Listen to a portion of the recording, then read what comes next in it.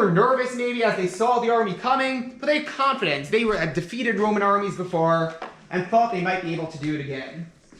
But as the Roman army got closer and closer to Yerushalayim and started surrounding it, it was clear that this army was different from the armies they'd faced before. First of all, it was led by a man named Vespasian.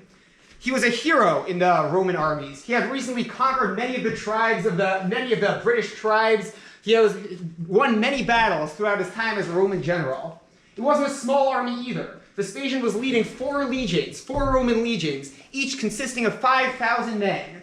They were well-trained, well-armed, and as they got closer and closer to Jerusalem, they were defeating every Jewish army that went out against them. And when they got to the walls, people started getting nervous. Is this going to be the army that got through, or are we finally going to fall? But the problems then just began to get worse and worse. As the Roman army traveled up through the Galilee, heading towards Yerushalayim, thousands and thousands of Jewish refugees were kicked out of their homes. They fled to Yerushalayim and came to the city. So at the beginning, everybody thought that was a good thing. More fighters maybe, more Jews in one area. But as time went on, it was clear that these people coming into the city were very different from those in the city already. The people in the city were happy with Roman rule. They were willing to make peace. They weren't set on fighting the Romans, but these people who had fled the Roman assault, they were convinced that their only option was to fight the Roman army. They were convinced that they had to fight with anything they had, and they were convinced that the only solution was to fight. So the tension in the city between two different groups of Jews just continued to grow and grow. On one side, the side that was fighting for peace was led by Shimon ben Giora.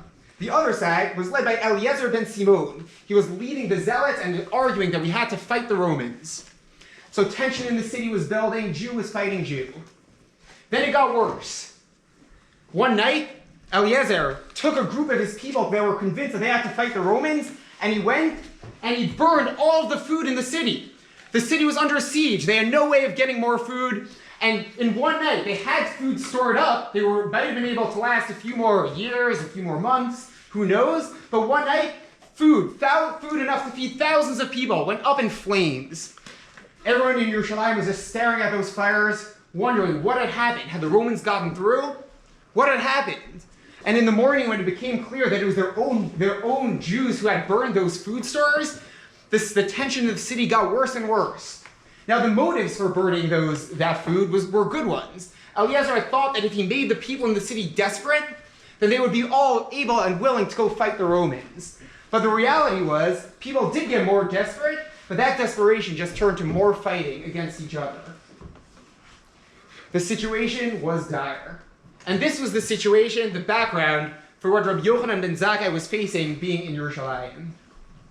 Rabbi Yochanan ben Zakkai realized that the Yerushalayim was gonna fall. There was too much fighting in the city. The Roman armies outside, led by Vespasian, were just too powerful. And he had to make the decision what to do. How could we preserve any remnant of what Yerushalayim once was? So Rabbi Yochanan ben Zakkai began thinking, constructing a plan. How could he save anything? Is there anything to be saved? Rabbi Yochanan ben Zakkai went to his nephew, who was a prominent person in Yerushalayim, and they began making a plan. They realized they had to negotiate with the Romans. They had to have some type of dialogue. And to do that, Rabbi Yochanan ben Zakkai had to leave the city. At this point, Eliezer was not letting anyone out of the city. He had military control over the entire place. No Jew was allowed, lest they run to the Romans and reveal the Yerushalayim's military secrets. So Rabbi Yochanan ben Zakkai had to first figure out how to get out of the city, and him and his nephew sat down and made a plan. Rabbi Yochanan ben Zakkai started to pretend to be sick. He lay down in his bed, moaning, aching, crying out, and people began staying away. No one wants to get close to a sick person, especially in a city full of disease because there were so many refugees there. And over time, people started spreading the news of Yochanan ben Zakkai is sick. What's going to happen to him? They then took these disgusting food objects that smelled really badly. They put them next to Rabbi Yochanan ben Zakkai to make it smell like the house of a dead person, the house of a sick person. And then when the time came, they announced to the city, Rabbi Yochanan ben Zakkai has passed away. But Rabbi Yochanan ben Zakkai was still alive. Rabbi Yochanan ben Zakkai was just using this to get out of the city. His nephew took him, placed him in a coffin, and him and another one of the Jews interested in making peace picked up this coffin, and marched right out of the city, outside of the gates, towards the Roman army. Once out of the city, Rabbi Yochanan ben Zakkai got out of this coffin. He headed straight to Vespasian, to the Roman armies. And he went to Vespasian and greeted him. Vespasian, the king of Rome. Vespasian there was the general. He wasn't the king. So Vespasian responded and asked, What do you mean? I'm not the king. You're greeting me by the wrong name.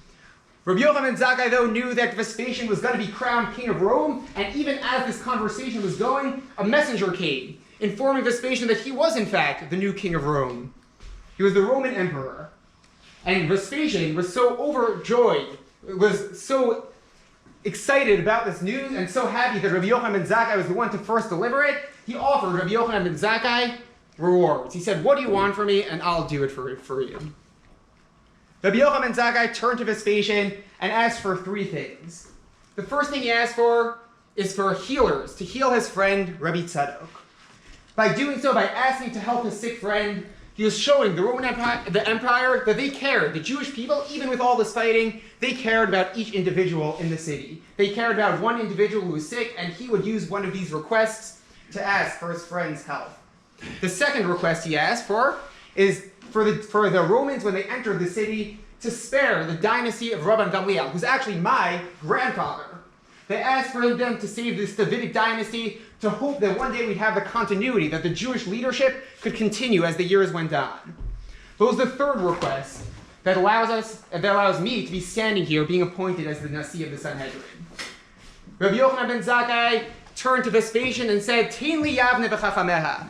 Give me the city of Yavne and its sages. Give me the people there. Rabbi Yochanan ben Zakkai, by doing this, realized it's not the place that's important. Yes, Yerushalayim was lost. The place Yerushalayim, we'd have to leave. It's not the place that was important, but it was the people, the community that it formed. By asking this, he was telling the Roman Empire that we care, the Jewish place, the Temple Mount, the center of Jewish religion for so many years, it was going to be gone. They could no longer go to that place. It's going to be destroyed and burned into fire. However, the Jewish people, the Jewish continuity would continue because of the people, the sages at Yavne, and that is why I am here today in Yavne being appointed as the Nasi. Song number 60. Ani Mami.